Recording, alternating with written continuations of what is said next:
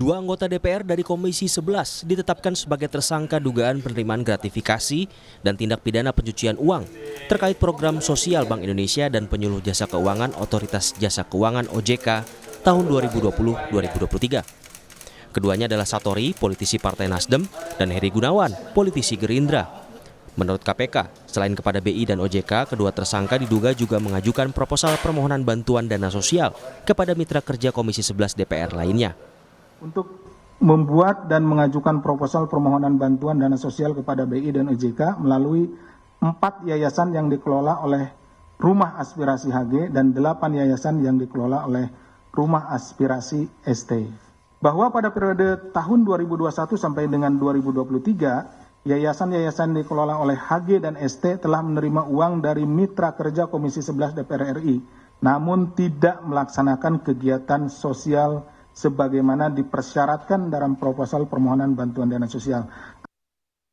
Satori diduga menerima total 12,5 miliar rupiah, sedang Heri Gunawan menerima 15 miliar lebih. KPK bilang dana yang diterima kedua tersangka disinyalir dipakai untuk kepentingan pribadi. Namun menurut Satori, tidak hanya dirinya dan Heri Gunawan yang mendapat dana CSR dari BI.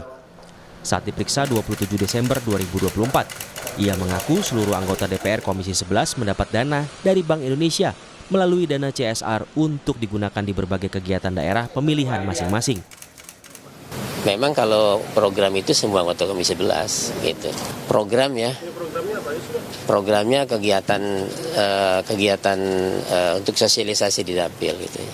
Anggota Komisi 11 programnya itu dapat. Artinya bukan kita aja. Soal anggota DPR menerima dana bantuan sosial, dibantah anggota Komisi 11 Melkias Markus Mekeng.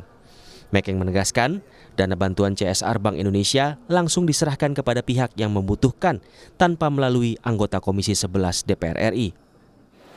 Jadi anggaran CSR itu tidak dibagikan ke anggota, itu dibagikan langsung kepada yang minta, misalnya rumah ibadah, gereja, masjid, atau UMKM. Anggota tidak pernah megang uang sama sekali. Anggota hanya menyampaikan kepada Bank Indonesia, bilang ini ada masjid di daerah sini minta tolong dibantu. KPK menegaskan akan mencari tahu siapa-siapa saja legislator yang menerima bantuan sosial, termasuk juga dengan peruntukannya apakah sesuai atau tidak. Apakah penyelidikan KPK akan menyeret lebih banyak tersangka? Tim Liputan, Kompas TV. Lebih lengkapnya kita bahas bersama peneliti Pusat Studi Anti Korupsi UGM, Zainur Rohman. Kami juga sebenarnya sudah menghubungi beberapa anggota Komisi 11 DPR untuk bahas kasus korupsi dana CSR BI dan juga OJK, namun hingga sekarang belum ada yang bersedia. Selamat malam Mas Zainur. Selamat malam Mbak Audrey. Ya, Mas Zainur, tersangka Satori ini mengaku banyak anggota Komisi 11 yang dapat CSR. Nah, artinya jumlah tersangka ini bisa berpotensi bertambah, tidak hanya 2 saja. Harus ya, karena kan sesuai dengan pengakuan salah satu tersangka ini, semua anggota Komisi 11 dapat. Cara untuk menelusurinya mudah Mbak Audrey.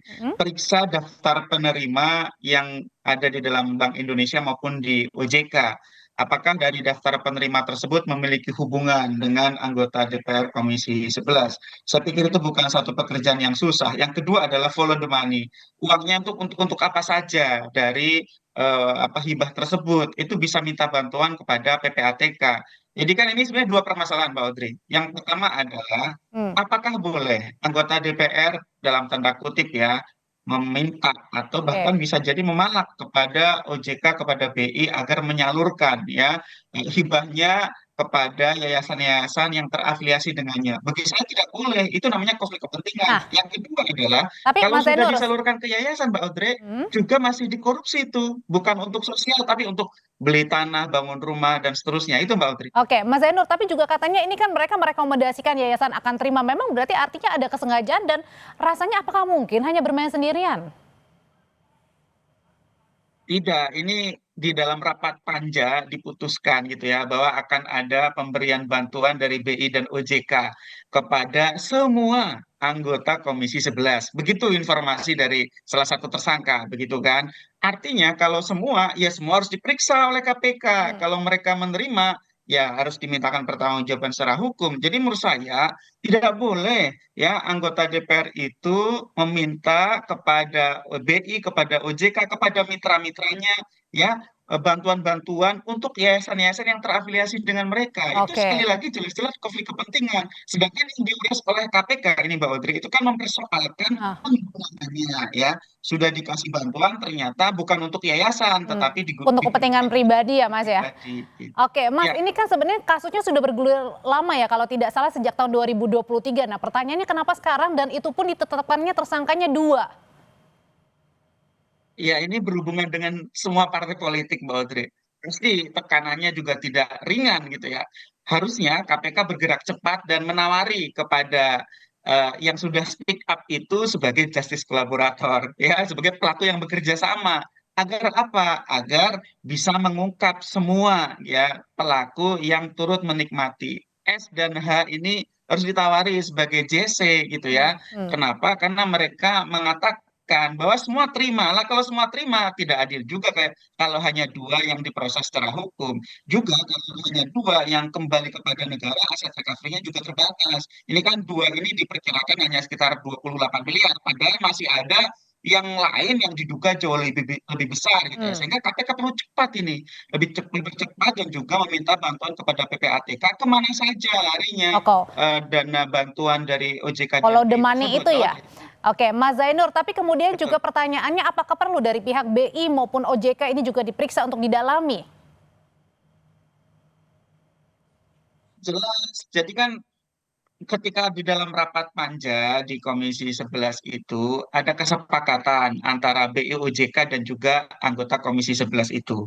Pertanyaannya, mengapa BI dan OJK menyepakati untuk pemberian dana program sosial itu kan sudah ada ketentuannya, ada aturannya, siapa yang berhak menerima, bagaimana prosedurnya, bagaimana penyalurannya, bagaimana pelaksanaan dan pertanggungjawabannya. Oke. Mengapa di dalam rapat tersebut BI dan OJK menyepakati? Nah, yang menyepakati itu juga harus dimintakan Hmm, pertanggungjawaban secara hukum, hmm. apalagi kalau ada persekongkolan misalnya. Jadi tidak bisa lepas tangan mengatakan, oh itu kan kami hanya menyalurkan. Bagaimana soal pelaksanaan tergantung kepada yayasan-yayasan yang menerima. Tidak bisa seperti itu. Hmm. Yang menyalurkan itu juga harus memastikan bahwa yayasan-yayasan yang menerima itu tidak terafiliasi dengan orang-orang yang punya konflik kepentingan.